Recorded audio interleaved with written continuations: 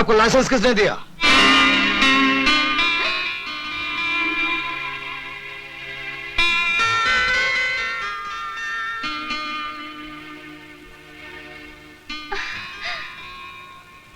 विजय, कितने सालों बाद कैसे हो तुम?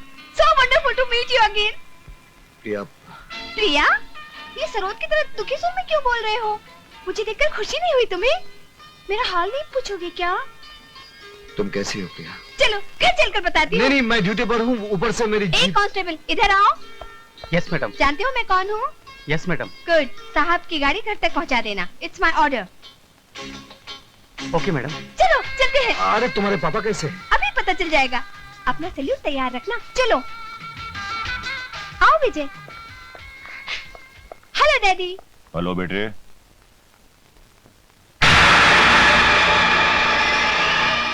Inspector Vijay Saxena. Inspector Vijay Saxena? My god, आप दोनों एक दूसरे के लिए अंकल और विजय हुआ करते थे। हाँ बेटे, वो कुछ और ही वक्त था। मगर हम तो वही है ना पापा, है ना विजय? कभी कभी लोग नहीं बदलते, फिर भी सब कुछ बदल जाता है। हाँ तो इंस्पेक्टर विजय सक्सेना, मेरे पास किसी काम के लिए आए हो? विजय को मैं खींच कर लाई हूँ पापा। सोचा था 5-6 कप चाय पियेंगे और कुछ बातें करेंगे। मिनिस्टर साहब ठीक कहते प्रिया, मैं ड्यूटी पर हूँ, मुझे जाना चाहिए। चलो मैं छोड़ाती हूँ। नहीं बेटे नहीं, इंस्पेक्टर सक्सेना यहाँ से बाहर जाने के रास्ते तुमसे बेहतर जानते हैं। विजय को मैं किडनैप करके लाई थी पापा, और इनकी सेफ रिटर्न भी मेरी जिम्मेदारी है। चलो। Hi Priya. Hi Ashok. Vijay, he is my brother. Hello, nice meeting. Hello. चलो।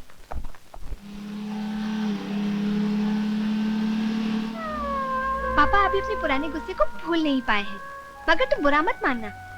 अरे भाई, जो हो गया सो हो गया। अगर यादें रखनी है तो अच्छी यादें रखना। Smile always. सच बताओ विजय, क्या तुम अपनी जिंदगी से खुश नहीं हो? मुझे कोई शिकायत नहीं। और तुम? मैं खुश रहने को मैंने अपना पेशा बना लिया है। तुम्हारे जाने के बाद मैंने डिसाइड कर लिया, प्रिया ऑलवेज बी हैप्पी। जो अपने आप से खुश है उसे कभी किसी से खुशी की भीख मांगने की जरूरत नहीं पड़ती। तुम्हारी आंखों में आंसू अच्छे नहीं लगते। तुम तो हिम्मत वाली लड़की हो। मुझे याद है जब तुम्हें पहली बार देखा था।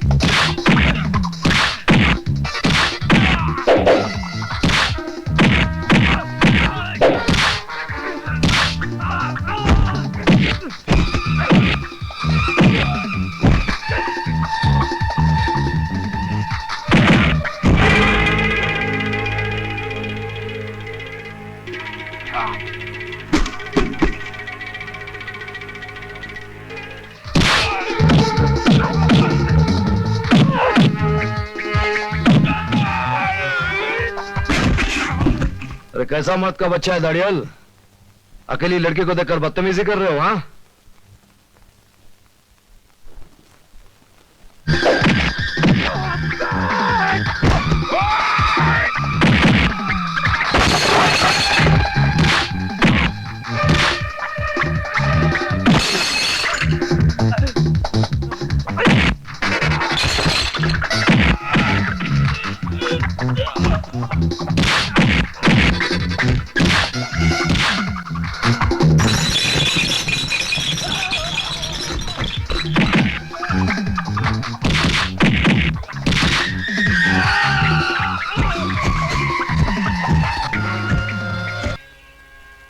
इसमें उनका भी भला है, समाज का भी भला है और हमारा भी भला है।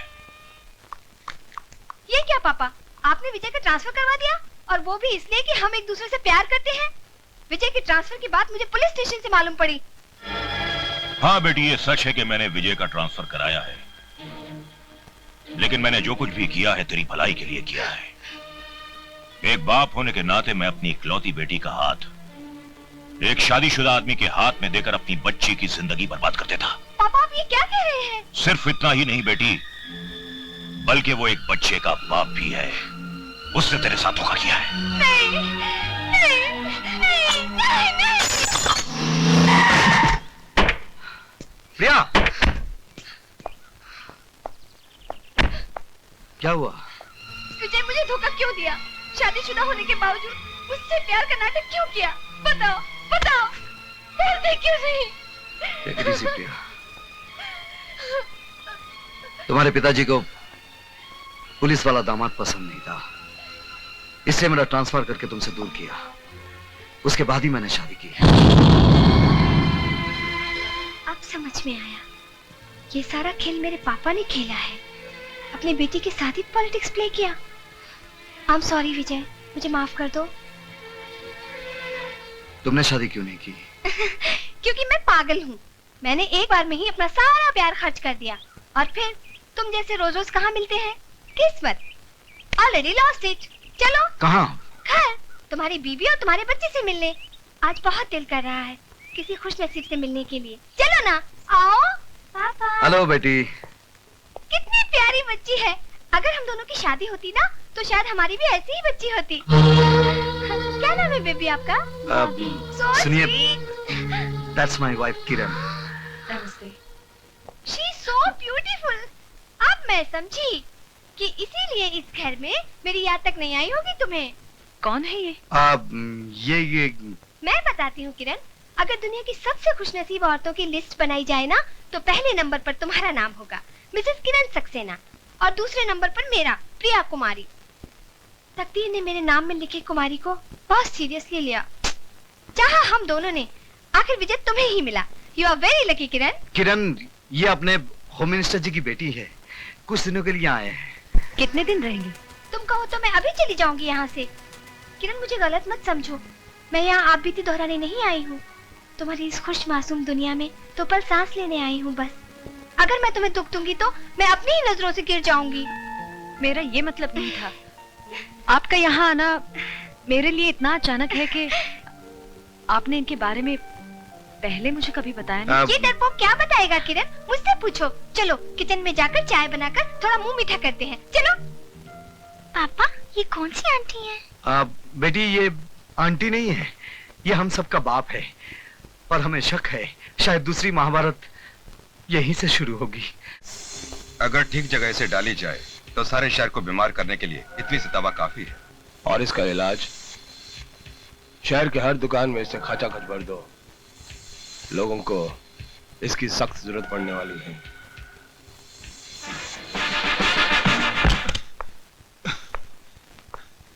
भैया, वो कल रात जो ब्राउन शुगर का स्टॉक आया है, उसे बांटने के लिए भी आदमी चाहिए ना। ब्राउन शुगर का धंधा सिर्फ हमारे मिडनाइट क्लब से होगा, और हमारे हर आदमी को इस काम में लगा दो।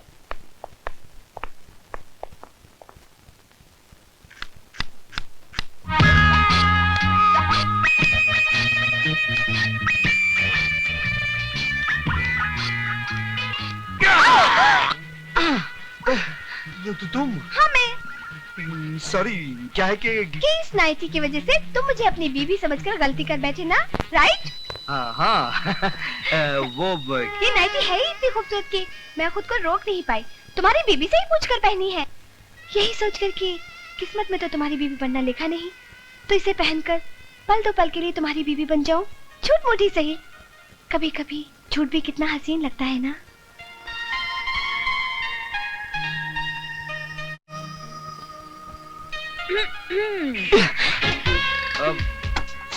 सॉरी किरण, वो क्या है कि ये नाइटी की वजह से गलती हो गई। सर, आपने मुझे बुलाया? सर, इंस्पेक्टर विजय सक्सेना, तुम जानते हो कि इस शहर में क्या हो रहा है? शहर में? सर, हाँ, इस शहर में, ये शहर जिसे हम अपना घर कहते हैं, तुम जानते हो क्या हो रहा है अपने घर में? तुम्हारी प्रॉब्लम यह है कि तुम्हें सिर्फ जे दिखता है। तुम्हें वो छोटे लोग नहीं दिखते जो अपनी औकात भूलकर आसमान को छूने की कोशिश करते हैं। छोटे लोग? मैं कुछ समझा नहीं सर। समझोगे तब जब तुम अपनी ड्यूटी ईमानदारी और जिम्मेदारी से निभाओगे। You can go, go, come on. Ji. I said you can go.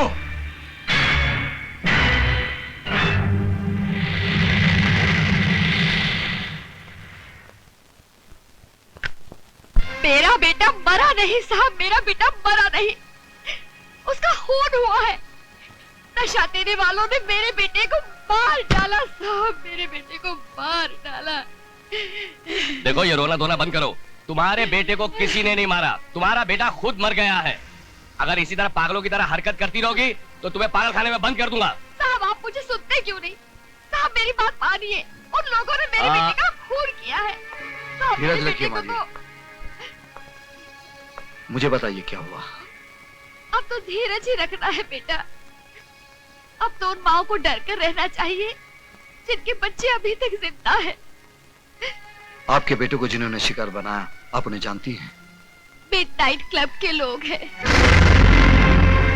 माँ जी, आपके बेटे को तो मैं वापस नहीं ला सकता, लेकिन मैं आपसे वादा करता हूं आपके बेटे के खूनियों को मैं चैन से जीने नहीं दूंगा। आप जाइए।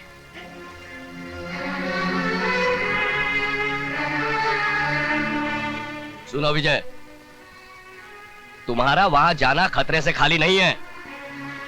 उस मां को देखने के बाद भी तुम कहते हो मेरा वहां जाना खतरे से खाली नहीं है। आज के बाद मूनलाइट क्लब बंद।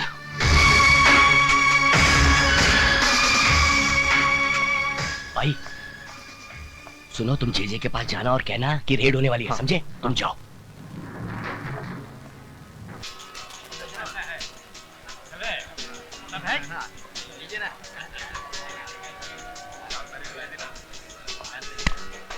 जी सब ठीक चल रहा है।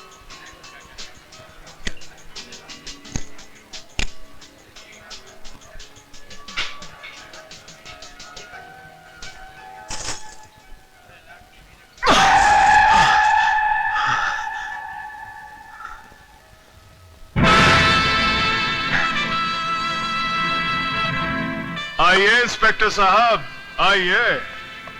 आप भी जुआ खेलने आए हैं? जी नहीं, आपका ये खेल बंद करने आया हूं। तुम?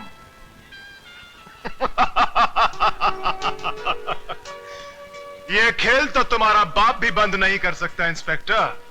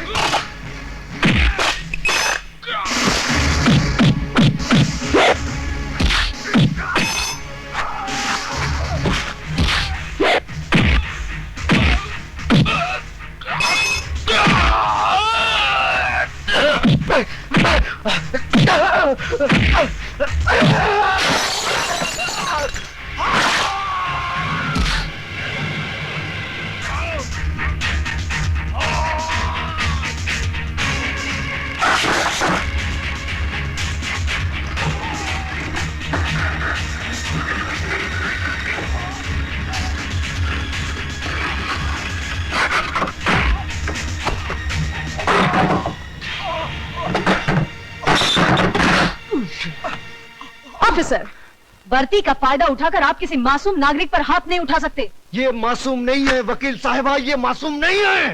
होश में आइए इंस्पेक्टर साहब। हर आदमी तब तक निर्दोष होता है जब तक अदालत उसे मुजरिम करार नहीं देती। क्या आपके पास इस जगह को रेड करने का ऑर्डर्स है? हाँ हैं, ऑर्डर्स हैं, लेकिन ये ऑर्डर्स मुझे किसी अफसर या जज ने नहीं दिया। इस जगह को बर्बाद करने के लिए ये ऑर्डर्स मुझे मेरे जमीन ने दिया है, उस मां ने दिया है जिसका जवान बेटा या बहकर जिंदा लाश बन गया, उस भारतवासी ने दिया है। आप इस वक्त शब्दों से खेल रहे हैं इंस्पेक्टर साहब। मैं आपसे सिर्फ इतना पूछना चाहती हूँ, क्या आपके पास सर्च वारंट है? मैडम, वैसे तो हम पर किसी का कोई जोर चलता नहीं है, पर अगर इंस्पेक्टर साहब इस मिडनाइट क्लब की तलाशी लेना चाहें तो शौक से ले सकते हैं। You are welcome. या आई विल बी वेलकम। आज की बाजी तुम्हारी है बच्चे, लेकिन एक दिन यहां जो होता है उस पर से पर्दा फाश करके रहूंगा। आप कहना क्या चाह रहे हैं? हाँ, यहाँ शराब बिकती है, नाच गाना होता है, तो इन सब चीजों का लाइसेंस आप ही की सरकार ने मेरे क्लाइंट को दिया है। मिडनाइट क्लब गैर कानूनी नहीं है। ये क्लब चलाकर मेरा क्लाइंट कोई कानून नहीं तोड़ रहा है।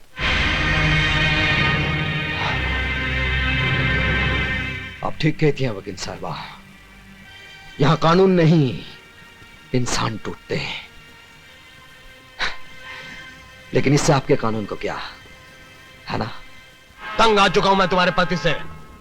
अपने आप को समझता क्या है? मेरे पास लाइसेंस है, परमिट है, उसके बावजूद जब मूड आता है छापे मारता रहता है। चुप हूं मैं सिर्फ तुम्हारी वजह से, वरना जिस तरह बकरी की खाल उतारते हैं ना, उसी तरह उसकी वर्दी उतार देता। लेकिन अब मैडम, अब मैं खामोश रहने वाला नहीं हूं। उसका ट्रांसफर करवा कर ही रहूंगा मैं। आप उनका कुछ नहीं बिगाड़ सकते, क्योंकि वो जो कुछ भी कर रहे हैं अपने फर्ज के खातिर कर रहे हैं। अगर उन्हें शक है कि आप कोई गैर कानूनी काम करते हैं, तो आप पर छापे मारने का उन्हें पूरा हक है। आप बेकसूर हैं, तो आपके वकील होने के नाते मैं आपको बचाऊंगी। लेकिन अगर आप गुनहगार हैं, तो मैं क्या,